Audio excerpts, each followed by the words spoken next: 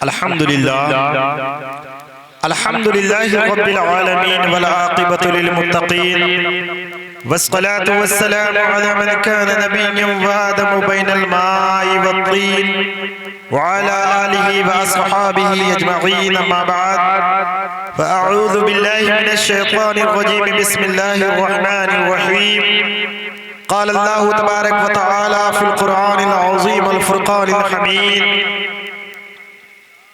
क़ुल हल यस्तविल लज़ीना यअलमूना वल्लज़ीना ला यअलमून सदक़ल्लाहुल अलिय्युल अज़ीम बल्लगना अला रसूलिहिन नबिय्युल अमीनुल मुईनुल करीम व नहनु अला ज़ालिका लमिनश शाहिदीन वश्शाकिरीन वल्हम्दुलिल्लाहि रब्बिल आलमीन। जहां बानी अता कर दे भरी जन्नत हिबा कर दे, जहां बानी अता कर दे भरी जन्नत हिबा कर दे, नबी मुख्तारे कुल है जिसको जो चाहे अता कर दे, नबी मुख्तारे कुल है जिसको जो चाहे अता कर दे। और जहां में उनकी चलती है वो दम में क्या से क्या कर दे।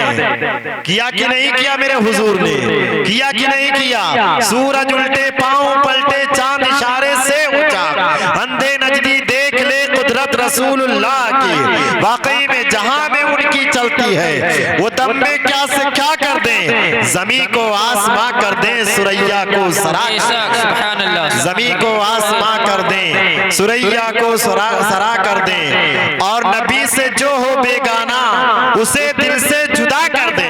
वाकई में मेरे हुजूर की हदीस है, ला युमिनु अहदुकुम हत्ता यकूना अहब्बा इलैहि मिन वालिदिही व वलदिही वन नास अजमईन। तुम में से वो शख्स हरगिज़ मोमिन हो ही नहीं सकता जब तक कि वो मुझसे अपने बाप से ज्यादा, अपने बच्चों से ज्यादा, अपने रिश्तेदार से ज्यादा, यानी बनी नौ इंसान के तमाम अफराद से ज्यादा मुझसे प्यार न कर ले, तब तक वो मोमिन हो ही नहीं सकता है। ताजुल शरिया यही बयान फरमाते हैं, नबी से जो हो बेगाना उसे दिल से जुदा कर दे। पिदर मादर बिरादर मालो जा उन पर फिदा कर। मुझे क्या फिक्र हो अख्तर मेरे यावर है वो यावर, बलाओं को जो मेरी खुद गिरफ्तारे भला कर दे। दुरूद शरीफ का हदिया पेश करें और बाबा से बुलंद पढ़ें। अल्लाहुम्मा सल्ली अला सय्यिदिना व सनदिना मौलाना मुहम्मद इब्न अब्दुल जूद वल करम सलामुन अलैका या रसूल अल्लाह किराम मुनीर करीम बारिक वसल्लम सल्लल्लाहु अलैहि वसल्लम अलैका या सय्यदी या रसूल अल्लाह। एक थोड़ी सी मैं कड़वी बात बता रहा हूं। इकबाल फैजी साहब जलसे का सर्वे हुआ था, मौलाना कमरुद्दीन साहब किबला रज़वी जो एडिटर है माहनामा कंजुल ईमान के, दिल्ली से अपनी किताब कंजुल ईमान में लिखते हैं कि हमारे दीनी जलसों का सर्वे हुआ। हमारे डिस्ट्रिक्ट बलरामपुर में तकरीबन एक साल में 1 करोड़ रुपए का जलसा होता है। जिला बलरामपुर पूरे जिले में 1 करोड़ रुपए का जलसा होता है। और नतीजा क्या निकला वो आपके सामने मौजूद है जी। इस जलसे का कम से कम मैं डेकोरेशन देख रहा हूँ, उलमा के, अवाम के खाने, सारा इंतजाम मैक्सिमम 1 रुपया मतलब 1 लाख के करीब खर्चा हुआ होगा। और नतीजा क्या है, ये खाली कुर्सियां, ये लोग अफरा तफरी का माहौल। एक सर्वे में पूछा गया जलसा कराने वालों से कि आप जलसा क्यों करते हैं, उनके पास कोई जवाब नहीं। क्यों? इसलिए कि अगर आप जलसा भीड़ के लिए करते हैं तो भीड़ तो बाजारों में भी लगती है, भीड़ से कुछ नहीं होने वाला। बात सही कि नहीं सही है? अगर आप पब्लिसिटी के लिए, शोहरत के लिए करते हैं तो एडवर्टाइजिंग वाले शोहरत सबसे ज्यादा। 1 मिनट में आप 1 दिन में 1-2-4 गांव में मशहूर हो सकते हैं, लेकिन सोशल मीडिया में 1 सेकंड में पूरी दुनिया में आदमी शोहरत पा लेता है। जलसा इज नॉट शोहरत, शोहरत के लिए नहीं, पब्लिक पॉपुलेशन के लिए नहीं है, कसरत तादाद के लिए नहीं है। फिर सर्वे किया गया कि हाँ फिर किसके लिए करते हो, हम दीन के लिए करते हैं, दीन की नशरो इशाअत के लिए करते हैं, दीन की तरक्की के लिए करते हैं। फिर तुम्हारे अंदर दीनदारी का मामला क्यों नहीं है? जलसा करने वालों, पोस्टर में मैंने देखा तकरीबन 50 कमेटी में अफराद हैं, उनमें से नाम लिखा हुआ है। और ये खाली कुर्सियां, फिर उसके बाद मस्जिद में बगैर जमात के नमाज, हम लोग आए तो जमात से नमाज पढ़े हैं, 3-4 लोग थे तब जाके हम लोग नमाज जमात के साथ पढ़े हैं। तो जलसे का क्या मकसद है? हर किसी में एक फ्यूचर होता है, एक प्लान होता है। आप खेत में बीज क्यों डालते हैं, आप अपना मकान क्यों बनाते हैं, आप बंबई में नौकरी क्यों करते हैं, आप सऊदी क्यों जाते हैं? इस क्यों का जवाब आपके पास है कि खेत में इसलिए बीज डालते हैं को फसल मिल जाए। बंबई इसलिए जाते हैं ताकि हमारे घर के अखराजात पूरे हो जाए। हम सऊदी इसलिए जाते हैं ताकि हमारी डेवलपमेंट हो जाए, हमारी तरक्की हो जाए। ऐ मेरी कौम के लोगों, ये जलसा तुमने क्यों रचाया है, क्यों मनाया है, क्यों लाखों रुपया खर्च किया है? न तुम्हारे पास पब्लिसिटी है, न तुम्हारे पास कोई तरक्की है, ना ही तुम्हारे पास दीनदारी है। आखिर जलसे का मकसद क्या है मेरे भाई? अगर जलसे का मकसद यही खेल तमाशा है तो ये खेल तमाशा नहीं होना चाहिए। जलसा खेल तमाशे का नाम नहीं है। अरे जलसे का सिस्टम पूछना है तो मुजाहिदे मिल्लत से पूछा जाए। वो जो मुजाहिदे मिल्लत जो है बिहार में 3 रोजा कॉन्फ्रेंस था, आप जलसे के लिए तशरीफ लेकर गए। वक्त के इमाम वक्त के रईस आलम उड़ीसा है, लेकिन जब जलसा गाह में गए और जाने के बाद आपने देखा कि जलसा सजा हुआ है, पूरा इंतजाम हो चुका है, लेकिन जलसा गाह जहां लोग बैठेंगे वहां लोग रोड़ा कुर्सी उर्सी नहीं थी। उस जमाने में कालीन बिछाई जाती थी, रोड़ा पड़ा है। आपने इंतजामिया से पूछा कि आखिर ये रोड़ा क्यों पड़ा रह गया? हुजूर मजदूर नहीं मिले जिसके वजह से रोड़ा नहीं हटाया। आप जुब्बा दस्तार पहने हुए हैं, कहा तुम्हें शर्म नहीं आती है? नबी के सीरत का जलसा कर रहे हो और मजदूर ढूंढ रहे हो। क्या हम हुजूर के गुलाम काफी नहीं है?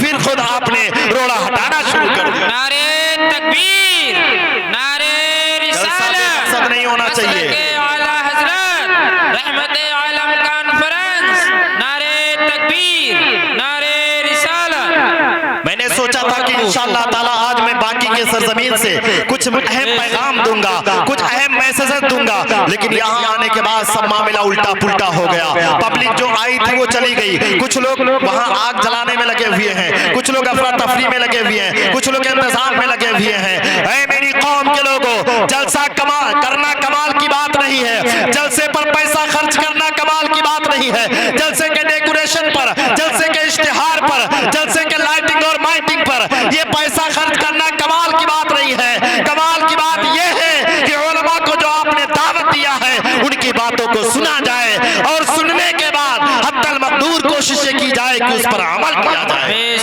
हमारा कामयाब है, वरना ये इंटरटेनमेंट की तरह, एक इंजॉय की तरह, एक फंक्शन की तरह ये भी आकर के खत्म हो जाएगा। इसलिए मेरी कौम के लोगों, खुदारा जलसे का सिस्टम बदलना चाहिए। जलसा हमारा एक मकसद वाला होना चाहिए। जलसे का एक मकसद ये होना चाहिए कि हमारे गांव में हजरत नमाजी नहीं है, हमने जलसा किया है ताकि नमाजी बढ़ जाए। हमारे गांव में दीनदारी नहीं है, हमने जलसा किया है ताकि दीनदारी बढ़ जाए। हमारे गांव की लड़कियां गैरों के तरफ भाग रही हैं ताकि हमारी बेटियों की इज्जत आबरू महफूज हो जाए। हमने इसलिए जलसा किया है। हमारे गांव में मदरसा डेवलप नहीं है, तरक्की नहीं कर रहा है, बच्चे तालीम से आरास्ता नहीं हो रहे हैं, हमारा मदरसा तरक्की हो जाए। जब ये सारा प्लान होगा, बाकायदा लिखित प्लान होगा, तहरीरी प्लान होगा, जो भी मुकर्रिर आए, जो भी शायर आए, हम उसका प्लान शेयर करें, उसको दें, कह दे भैया हमने इसलिए आपको बुलाया है, इसलिए मैंने जलसा किया है। इंशाअल्लाह ताला जब हमारा काम जब प्लान के तहत होगा तब जाके अल्लाह ताला हमको कामयाबी अता फरमाएगा। नारे तकबीर, नारे रिसालत, मसलके आला हजरत। आपको मैं बताता चलूं कि आप प्लान देखिए, फ्यूचर देखिए। मेरे हुजूर सल्लल्लाहु अलैहि वसल्लम ने इस्लाम की तरक्की के लिए प्लान किया। प्लान कोई बड़ा फंक्शन हॉल में नहीं था, वो मस्जिद नबवी की बस बोसीदा जमीन थी जहां पर चटाई पर बैठ करके पूरी दुनिया पर हुकूमत करने वाला वो रहमते आलम बैठ करके इस्लाम की तरक्की का प्लान कर रहा है। ये जंगे गज़वे अहद है, गज़वे बद्र है, जितने भी गज़वात होते थे उससे पहले मुस्तफा जान रहमत प्लान कर लिया करते थे। एक बात बताओ, जंग तबूक के मौके पर मेरे हुजूर सल्लल्लाहु अलैहि वसल्लम ने प्लान किया, क्योंकि जंग मदीने से बहुत दूर जाकर के लड़ना था। आपने फरमाया लोगों असासा जमा करो, लोगों जो कुछ भी हो इस्लाम की खातिर चंदा दो। लोगों ने चंदा दिया। उसी जंग के मौके पर हज़रत उस्मान गनी ने 900 ऊंट अता फरमाए। हज़रत सैयदना उमर फारूक आज़म ने अपनी प्रॉपर्टी का 50% पेश किया और हज़रत अबू बकर सिद्दीक ने पूरा मसासा पेश कर दिया। वहीं पर एक खातून आई जिसके हाथ में कुछ था। मेरे आका ने फरमाया बेटा क्या लेकर आई हो? अर्ज़ करती या रसूल अल्लाह मेरा जवान शव्वर नहीं है, मेरा बाबा नहीं जिंदा है, फला जंग में शहीद होकर के इंतकाल हो गए हैं, मेरा बेटा नहीं है, मेरा भाई नहीं है, मेरे बाप नहीं है, मेरे गोद में 6 माह का बच्चा है। आपके मुनादी के नदा को मैंने सुना है, हुजूर मैं चाहती हूँ ये 6 माह का बच्चा आप जंग में लेकर जाएं, मैदान कारजार में लेकर आए। मेरे आका ने फरमाया मेरी बेटी ये बताओ ये बच्चा क्या करेगा? हुजूर कुछ नहीं करेगा, लेकिन हुजूर मेरे दिल की तमन्ना ये है, मेरे दिल की आरज़ू ये है कि मेरा बेटा आपके साथ जाए। जब दुश्मन आप पर तीर से वार करे, मेरे बेटे को आप सीने पर लगा लें, आने वाला तीर मेरे बेटे को लग जाए, आपका सीना महफूज हो जाए। ये मेरी कौम के लोगों, खुदा के वास्ते जलसे को तमाशा ना बनाओ। मैं देख रहा हूँ कि सुनने वाले वहाँ जो लोग आग के पास बैठे वो भी मेरी बात को सुन रहे हैं, लेकिन मेरी आदत है अल हक़्क़ु मुर्रुन, हक बात कड़वी होती है, लेकिन सच्चाई का आलम यह है आज दोस्तों लोग हक सुनना पसंद नहीं करते हैं, हक को लोग कबूल करना नहीं चाहते हैं, लेकिन ये भी जानना वकुल जाल हक़ व ज़हक़ल बातिल इन्नल बातिल कान ज़हूक़ा, जब सच्चाई सामने आती है तो बातिल को मिटना पड़ता है। आज सच के सामने बातिल की जितनी भी ताकतें हैं सब सच से टकराने की कोशिश करती हैं, लेकिन अल्लाह ताला ने हक को कामयाबी और कामरानी अता फरमाई। एक बात बताओ, मैंने कुरान की वो आयत पढ़ी जिसमें अल्लाह तबारक व तआला, चूंकि मेरा जो सिलेक्टेड मौजूद रहता है वो एजुकेशन रहता है, तालीम रहता है। वजह क्या है? मैं आप इतने लोग बैठे हैं, मेरे दिल का जो दर्द है मैं आपको शेयर कर रहा हूँ। इतने लोग बैठे हुए हैं, इन तमाम अफराद में हमारे यहाँ घरों में इंतकाल होता है, किसी का इंतकाल होता है कि नहीं होता? अगर इत्तेफाक से अभी एक शायर साहब कोई पढ़ रहा था कि बच्चा फ्लाइट से आता है वगैरह वगैरह, विदेशों से लोग जनाजे में आ जाते हैं। फॉर एग्जाम्पल आपके घर का कोई नौजवान लड़का मुंबई या सऊदी रह रहा होगा, आपका इंतकाल हो गया, बच्चे को खबर दी जाती है बेटा तुम्हारे बाबा का इंतकाल हो गया। खबर पा करके वो लड़का इमरजेंसी फ्लाइट लेता है, लेने के बाद लखनऊ एयरपोर्ट पर ड्रॉप होती है, फिर इसके बाद वहां से आने के बाद उस इमरजेंसी फ्लाइट का मैक्सिमम खर्चा 30 से 35 हज़ार होती है। वो 30-35 हज़ार खर्च करने के बाद जब अपने बाप के जनाजे पर आता है लड़का ना, वो घर पर नहाने के बाद आधे बूसट का बटन बंद, फिर उसके बाद जनाजा गाह तक पहुंच जाता है, पब्लिक जमा होती है, रिश्तेदार तमाम नातेदार वगैरह सब जमा होते हैं। वो बच्चा जो 35-40 हज़ार खर्च करके आया है बाप के जनाजे पर, आने के बाद इमाम साहब का मुंह देख रहा होता है, इज्जत और नियत बता दीजिए, आप सीने पर हाथ रख के बताओ दीन का कितना इल्म है हमारे पास। हम अपने बाप के जनाजे पर हमें इतना भी शौर नहीं है कि हमें नियत करनी।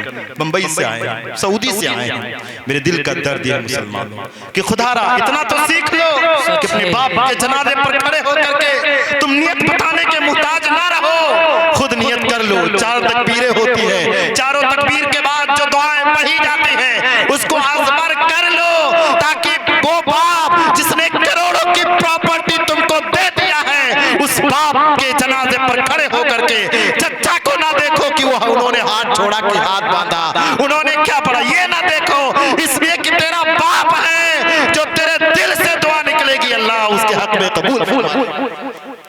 लेकिन आज मामला बड़ा उल्टा हो गया है। खुदारा दीन सीखो मुसलमानों, दीन की बहुत अहम जरूरत है। हमारे पास अगर सब कुछ है, हम पेशे से किसान हैं तो हमारे पास खेती बाड़ी है, हम पेशे से बावर्ची हैं तो हम अच्छा खाना बनाना जानते हैं, हम पेशे से कारीगर हैं तो हम अच्छा घर बनाना जानते हैं, हम पेशे से जो भी हैं अपने फन में माहिर होते हैं, लेकिन हम कौम से मुसलमान हैं, खानदानी मुसलमान हैं, हम इस्लाम से कितना वाकिफ हैं, कितना वाकिफ हैं। आज हमारे पास कोई शऊर नहीं है, यहाँ तक कि जुमा में आते हैं हमें उंगली, जब शहादत की उंगली उठानी होती है हमें ये भी शऊर नहीं होता कब उठाना चाहिए, कितनी उंगली उठानी चाहिए, कब गिराना, कोई शऊर नहीं है। खुदारा दीन सीखो मुसलमानों।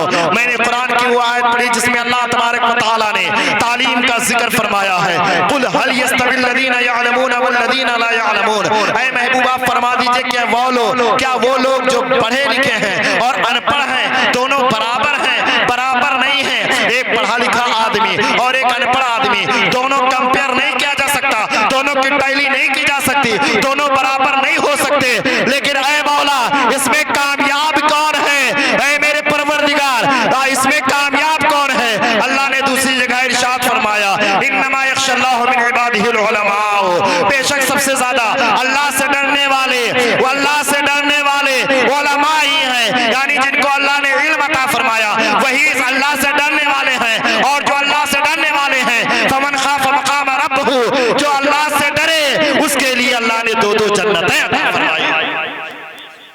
लेकिन आज दोस्तों, आज हमारे यहाँ हम सोचते हैं कि कामयाबी के लिए हमें पैसा होना जरूरी है, कामयाबी के लिए हमारे पास सियासी ताकत होना जरूरी है।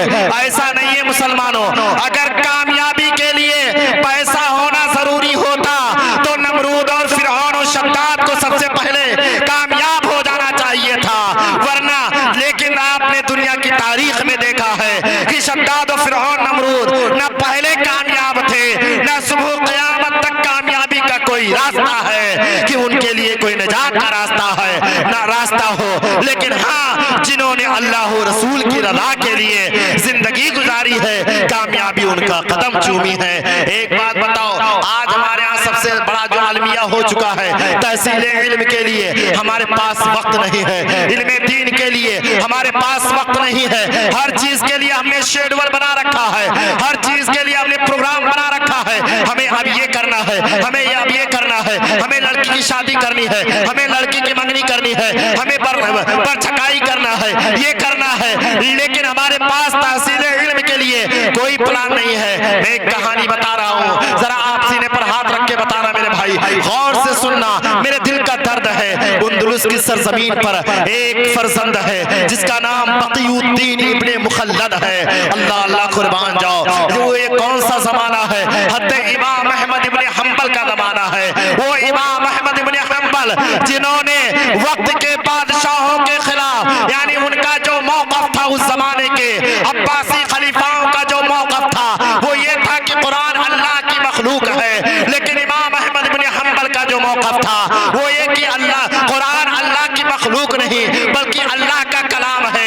इसी के तहत तीन अब्बासी खलीफाओं ने उनको अरेस्ट किया था, बाकायदा उनको जेल में डाला था, कोड़े लगवाए थे। लेकिन खुदा की कसम, जो उलमाए रब्बानी होते हैं वो हक कभी नहीं बदलते हैं, चाहे वो इमाम आज़म हो, चाहे इमाम मालिक हो, या इमाम शाफ़ई हो, या इमाम अहमद इब्ने हंबल हो, या इमाम अहमद रज़ा हो, या हुजूर ताजुश शरिया हो, या सरकार मुफ्ती आज़म हिंद हो। जो हक है वो हक है। इसलिए मेरे भाइयों, ये मत सोचो कि उलमाए कराम जो हक बोल रहे हैं हमारे दुश्मन हैं। दुश्मन नहीं होते हैं उलमाए कराम, दुश्मन कैसे हो सकते हैं? आज तो लोगों ने उलमा की तौहीन को अपना मस्दर बना लिया है। थोड़ी थोड़ी बात को लेकर के मोहब्बाल साहब तुबला मैं बताना चाहता हूँ, आज अवाम ने, यही अवाम जो हमारे पीछे रुकू और सजदा करती है, अगर इमाम साहब कह दे कि वहाबी का रिश्ता ना करना तो इमाम साहब का हुक्का पानी बंद कर देती है। यही अवाम अगर कह दे कि शादी में डीजे गाना बाजा ना करना तो यही अवाम उलमाए कराम के खिलाफ चौराहों पर बैठ करके उनकी गीबत और बुराई करती है। अरे कौम के लोगों, ये उलमाए कराम की बुराई ना करो। इन्नल उलमाओ सुरजुल अज़मना, बेशक उलमाए कराम जमाने के चिराग हैं। जब जमाने में चिराग नहीं रहेगा तो समझ लो जमाना अंधेरा हो जाएगा। ये उलमाए कराम जमाने के चिराग हैं, इनकी गीबत ना करना, इनकी बुराई ना करना। इसलिए कि अगर तुम इनकी बुराई कर रहे हो, इनकी गीबत कर रहे हो, फिर इनके पीछे आकर के खड़े होकर के नमाज पढ़ रहे हो, तो या तो तुम्हारी नमाज की खैर नहीं है, वरना या तो तुम्हारे आमाल की खैर नहीं है। खुदा के वास्ते उलमाए कराम की तौहीन ना करना। ये उलमाए कराम वरिसतुल अंबिया है, अंबिया के जानशीन है। जो है मैंने कहा था शाह बक़ीउद्दीन इब्ने मुखल्लद, इन्होंने सुना कि इस वक्त बगदाद में सबसे बड़ा मदरसा है, बहुत अच्छी तालीम होती है। हुसूल इल्म के लिए इरादा बनाया, स्पेन से चल दिए, रास्ते में समंदर पड़ा, एक कश्ती किराए पर ली, किराए पर लेने के बाद इसमें सवार हो गए। और जब सवार हो गए, बीच धारे में जब कश्ती पहुंची, हिचकोले खाने लगी, समंदर की मौजों ने कश्ती के हालत को मुतगय्यर कर दिया, उलट पलट के रख दिया, कश्ती एकदम डूबने वाली थी। हत्ते बक़ीउद्दीन इब्ने मुखल्लद बयान फरमाते हैं कि मैं यकीन के साथ जान गया कि अब मैं दुनिया में नहीं लौट पाऊंगा, खुश्क जमीन पर मेरा पैर नहीं पड़ेगा।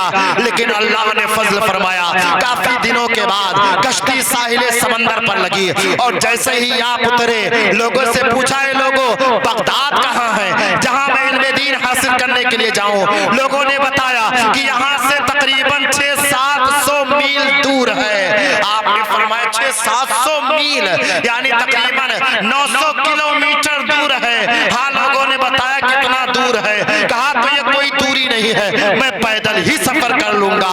तहसील इल्म के लिए हज़रत शाह बकीउद्दीन इब्ने मुखल्लद ने अपने सर पे कजावा रखा, पैदल चल दिए, रात दिन चलते रहे। इल्म की मोहब्बत में, इल्म की चाहत में, इल्म की जो है रोशनी में अपने आप को उजाला देने के लिए वो पैदल चल दिए। बहुत जल्द ही सरजमीने बगदाद पर पहुंच गए।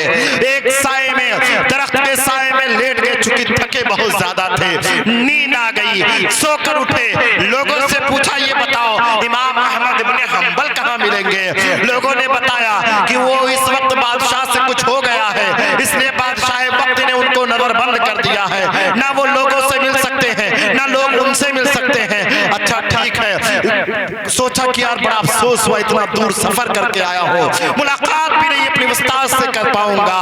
कहा ठीक है, वहीं पर एक जमीन, एक मकान किराए पर लिया, रहने लगे। फिर सुबह पूछे कि ये बताओ कहीं पर यहाँ दरसे हदीस होती है? लोगों ने बताया हाँ, बगदाद की जो जामे मस्जिद है वहाँ पर हजरत यहया इब्ने मुईन है, जो बगदाद के बहुत बड़े मुहद्दिस हैं, अस्माउर रिजाल के इमाम हैं, वो दरसे हदीस देते हैं, जाकर उनके पास चले जाओ। आप गए और हज़रत शाह बकीउद्दीन इब्ने मुखल्लद ने उस दर्स में जाकर के अपने आप को बिठा लिया, यानी आप बैठ गए। और बैठने के बाद दरसे हदीस शुरू हो गई। हज़रत शाह मुहीउद्दीन जो है यहया इब्ने मुईन ने एक हदीस पढ़ी, उसके तर्जमे और तफसीर को बयान फरमाया।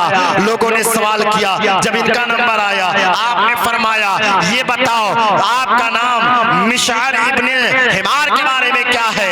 आपने फरमाया कि उनके बारे में आपका क्या कौल है? कहा वो चादर वाले? हाँ चादर वाले। कहा वो सिका है, उनसे हदीस रवायत की जा सकती है? आपने फरमाया ठीक है, मेरे सवाल का जवाब मिल गया। अब लोगों ने पीछे से दामन खींचना शुरू कर दिया, अब तेरा सवाल हो गया, बैठ जा। आपने फरमाया क्या मैं एक सवाल और नहीं कर सकता? लोगों ने बताया कि नहीं, यहाँ का कानून यह है कि एक तालिब इल्म एक दिन में एक ही सवाल कर सकता है। कहा अगर मुझे पता होता तो मैं अपने अहम सवाल को एक आज ही पूछ लेता। कहा अच्छा ठीक है, मैं रोने लगा। लोगों ने कहा ठीक है पूछ लो। आपने फरमाया इमाम अहमद इब्ने हंबल के बारे में आपका क्या कौल है? यहया इब्ने मुईन ने जब ये सवाल सुना आपकी आंखें अश्कार हो गई, पूरी महफिल पे सन्नाटा छा गया। और छाने के बाद क्या हुआ?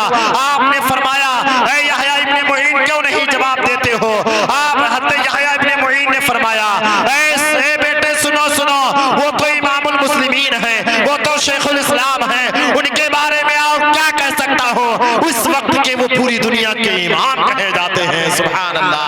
आपने फरमाया इतना सुना फिर चले आए। रात में ये सोचा कैसे मुलाकात हो, कैसे मुलाकात हो। बड़ी तफ्तीश के बाद सुबह जब उठे अपने पैर में पट्टी बांध लिया। मैं जो कहना चाहता हूँ, खासकर उलमाए किराम मेरी बात को तवज्जो के साथ सुनेंगे। आपने जो तहसील इल्म का अंदाज पेश किया, अल्लाह अल्लाह कुर्बान जाओ मुसलमानों। सुबह अपने पैर में पट्टी बांध ली ताकि लोग देखें कि ये लंगड़ा माजूर है। हाथ में कटोरा लिया ताकि मैं भिखारी बन करके इमाम अहमद इब्ने हंबल के घर का पता लगा लो। अल्लाह अल्लाह। एक साथी से कहा अच्छा ये बताओ उनका घर कहाँ होगा? मैं नहीं बता सकता, मैं नहीं ले जा सकता, अगर मैं बता दिया तो मुझे कोड़े लगेंगे। और मैं साथ में गया। अच्छा ठीक है तुम बताना नहीं, मेरे साथ चलो, आंखों से इशारा कर देना दाएं बाएं, मैं चला जाऊंगा। अब वो भिखारी की शक्ल में हाथ में कटोरा लेकर के जा रहे हैं। लोगों ने देखा एक भिखारी है, उसके साथ में चल रहा है, दूसरा एक साथ में जा रहा है। जब हज़रत इमाम अहमद इब्ने हंबल के काशाने के करीब गए तो इशारा कर दिया। ये दरवाजे इमाम अहमद इब्ने हंबल पर गए, दस्तक दिया, अंदर से आवाज आई कौन है? मैंने कटोरा बजाया, पता चल गया कोई साइल है। जैसे इमाम अहमद इब्ने हंबल निकले, कटोरे में दिरहम डाला, वो बच्चा बोल पड़ा। यानी शाह बकीउद्दीन इब्ने मुखल्लद ने कहा ऐ इमाम अहमद इब्ने हंबल, मैं स्पेन का रहने वाला हूँ, मैं अंदलुस से चल करके आया हूँ, बड़ी मशक्कत झेल करके आया हूँ। खुदारा मैं दिरहम और दीनार का मुहताज नहीं हूँ, मैं दीन का तलबगार हूँ, दीन का तालिबे इल्म हूँ, मुझे पैसा ना दीजिए। कहा यहाँ से चले जाओ वरना बादशाह के आदमी को पता चल जाएगा, कोई सिपाही देख लेगा तो तुमको भी कोड़े लगाएगा, हमको भी कोड़े लगाएगा। कहा हुजूर मुझे पढ़ा दीजिए। कहा मैं नहीं पढ़ा सकता। कहा कोई रास्ता? कहा नहीं रास्ता है। आपने फरमाया हुजूर एक अर्जी है। क्या अर्जी है बेटे? ऐसा करो रोजाना मैं इसी तरह भिखारी बन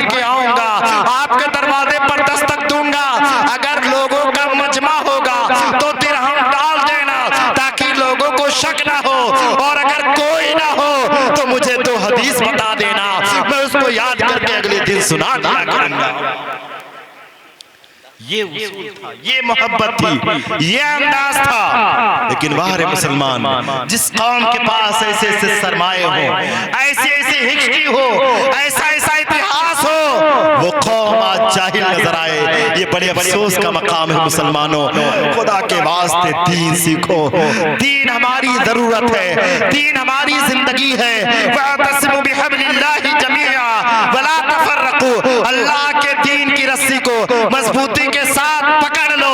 आज हमारा आलम ये हो चुका है कि हमारे पास दीन का कोई मामला जब आ जाए तो हम बैक साइड कर देते हैं, दुनिया को फ्रंट पे रखते हैं, जबकि ऐसा नहीं है। दीन को मुकद्दम रखो, दुनिया तुम्हारे कदमों में ऑटोमेटिक चली आया करेगी। अल्लाह तबारक व तआला की बारगाह में दुआ है, मौला तबारक व तआला हम सबको दीन की तालीम से आरास्ता होने की तौफीक व रफीक अता फरमाए। और एक बात मैं कहूंगा मेरे भाई, आधी रोटी खाइए, बच्चों को पढ़ाइए। इस जमाने में जो फिजिकल अटैक नहीं है, इस जमाने में जो लड़ाई का नक्शा है वो साइकोलॉजिकल अटैक है। इसलिए मेरे भाइयों, खुदा के वास्ते दीन पर पैसा खर्च करो। आज हमारे पास पैसा इतना है, मैं एक हकीकत बताऊं, हमारे इलाके से जानते हो, हमारे इसी शिवपुरा इलाके से इस बार एक मेले में 26 बसें गई थी। कितनी बसें? 26 बसें। मोहब्बात साहब चले गए क्या? 26 में कितनी बसें? 26। एक बस में 60 सीटर, यानी 60 लोग जा सकते हैं। 26 गुणे 60 बराबर 1560। आप मल्टीप्लाई कर सकते हैं, मैंने किया है कैलकुलेशन। 26 गुणे 60 बराबर 1560। एक आदमी का किराया मैक्सिमम 500 रुपया। ठीक, नजदीक का था, 120-30 किलोमीटर का मेला लगा था। एक आदमी का किराया मैक्सिमम 500, 1560 गुणे तकरीबन 7.5 लाख किराया। कितना किराया हो गया भैया? 7.5 लाख रुपए बस का किराया। किस लिए? मेला देखने के लिए। ठीक है, यहीं पर बस नहीं और आगे बढ़िए। एक आदमी 2000 रुपए मैक्सिमम खर्चा है ना? मैक्सिमम तो खर्चा, क्योंकि लैया भूजा भी लाना है, बच्चे के लिए ट्रक और जेसीबी भी लानी। ऐसा होता है कि नहीं होता है ना? ऐसा होता है गेम खेलने के लिए उड़ने वाला जहाज भी लाना है। 2000, 1560 गुणे 2000 तकरीबन 32 लाख। 32 लाख प्लस 7.5 लाख, 39.5 लाख। जिस इलाके से 40 लाख रुपए सिर्फ मेले पर खर्च हो रहे हो, यही वजह है हमारा इलाका दीनी इदारे से खाली है। मेरी कौम के लोगों, बरसैया में चले जाइए, बरसैया में इदारा है, बरदौलिया में इदारा है, आपके यहाँ भी इदारा है। मौलवी साहब की तनख्वाह 8,000-7,000 रुपए है। हजरत आगे नहीं बढ़ा सकते। ये कौन कह रहा है? ये वो लोग कह रहे हैं जो 40 लाख रुपए लगा करके मेला देखने जाते हैं। मैं गारंटी के साथ कहता हूँ, आप तुलसीपुर से इधर चले आइए, सिरसिया बाजार तक चले जाइए, इधर आप चले जाइए बलरामपुर तक, ये पूरा एरिया आप कैलकुलेट करिए। इसी शिवपुरा ब्लॉक में तकरीबन 112 ग्राम सभा है। 112 ग्राम सभा में कितने इदारे हैं, जरा कैलकुलेट करके बताइए। चलो ठीक है, इदारे नहीं हो सकते, कितने मुस्लिम कॉलेज हैं? कुछ भी नहीं है। इसलिए नहीं है कि हमारा पैसा तो 40 लाख रुपए हर साल मेला देखने पे जा रहा है। खुदा के वास्ते मेरी कौम के लोगों, सिर्फ और सिर्फ ये मेले ठेलों पर पैसा ना खर्च करो। अगर तुम्हें खर्च करना है तो दीन की तालीम पर खर्च करो। आपको यकीन हो, अभी मुफ्ती साहब ने बताया ना कि हजरत इमाम मोहम्मद इतने बड़े अमीर थे कि उनके 300 खजानची रहा करते थे, लेकिन जब दीन की बात आई तो पूरी प्रॉपर्टी पर खर्च कर दिया।